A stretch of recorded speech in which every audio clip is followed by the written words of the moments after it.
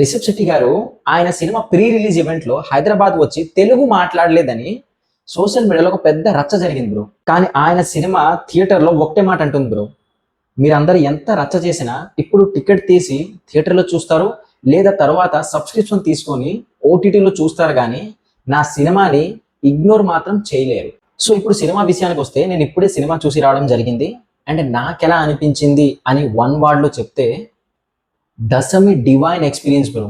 Family పిల్లలతో పాటు ఖచ్చితంగా చూడవలసిన సినిమా ఇది. అంటే కర్ణాటక కల్చర్, రిషబ్ శెట్టి నమ్మకం and Rishab Shetty acting and direction ఇవన్నీ కలిస్తే కాంటారా లాంటి అద్భుతం పుడుతుంది bro. A divine cinema with every frame is pure goosebumps bro, 100% goosebumps. ఈ సినిమా 2022లో రిలీజ్ అయిన Kantara movie prequel. So cinema plot వచ్చేసి, కాంటారా మూవీలో హీరో వాళ్ళ నాన్న పరిగెట్టి వెళ్ళి ఒక చోట మాయమవుతారు కదా. సో ఈ పాటలో హీరో ఒక పెద్ద ఆయనకి క్వశ్చన్ అడుగుతున్నారు, ఎందుకు మా నాన్న ఆ చోట మాయమయ్యారు. సో ఈ పాటలో ఎందుకు వాళ్ళ నాన్న ఆ చోట మాయమయ్యారు, ఆ స్థలం ప్రత్యేకత ఏంటి, ఎలా కాంటారా ట్రైబ్స్ డెవలప్ అయ్యారు, ఇంకా చాలా విషయాలు సినిమాలో చాలా అద్భుతంగా చూపించారు.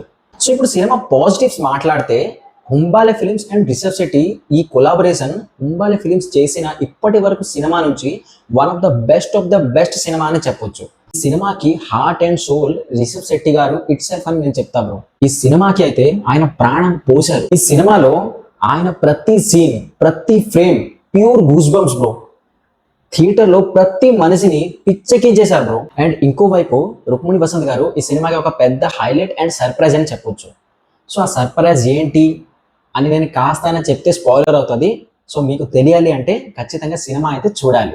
ఈ సినిమా తన సస్పెన్స్ ని మెయింటైన్ చేయడం కోసం మనకి స్టార్టింగ్ నుంచే వెరీ సపోర్టింగ్ బీజిఎం తో పాటు ప్రతి సీన్ లో ఏదో ఒక హై ఇస్తూనే ఉంటది.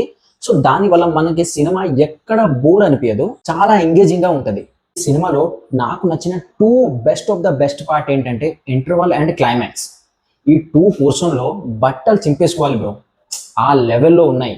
ఆ విజువల్స్ అయినా విఎఫ్ఎక్స్ అయినా టాప్ నాచ్ అని నేనైతే చెప్తా. ఎందుకంటే 400 కోట్లు 500 కోట్లు పెట్టి కూడా చూపించలేకపోయిన విజువల్ కేవలం 125 కోట్లకే ఆ లెవెల్ ఆఫ్ విజువల్స్, ఆ లెవెల్ ఆఫ్ విఎఫ్ఎక్స్ వర్క్, ఆ లెవెల్ ఆఫ్ హైప్ ని క్రియేట్ చేయడం అంటే మామూలు విషయం కాదు, అస్సలు కానే కాదు.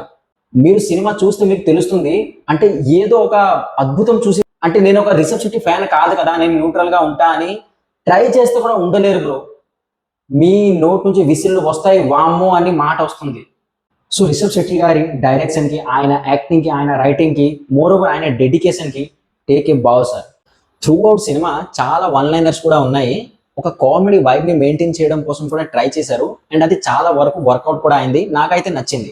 సో ఇప్పుడు నెగటివ్ లో మాట్లాడితే, గుల్షన్ దేవయ్య ఆయన ఒక మంచి యాక్టర్, బట్ ఆయన రోల్ ని మంచిగా రాయలేదని నాకు అనిపించింది. ఎందుకంటే ఆయనలో ఉన్న పొటెన్షియల్ ని 100% యూటిలైజ్ చేయలేదు సినిమాలో. సో ఇది బ్రో నా ఓవరాల్ రివ్యూ. నేనైతే సినిమాకి 4/5 స్టార్స్ ఇస్తున్నా. మీరు కూడా సినిమా చూడండి అండ్ మీకు ఎలా అనిపించిందో ఖచ్చితంగా కామెంట్ లో చెప్పండి. కలుద్దాం నెక్స్ట్ వీడియోలో. Thank you.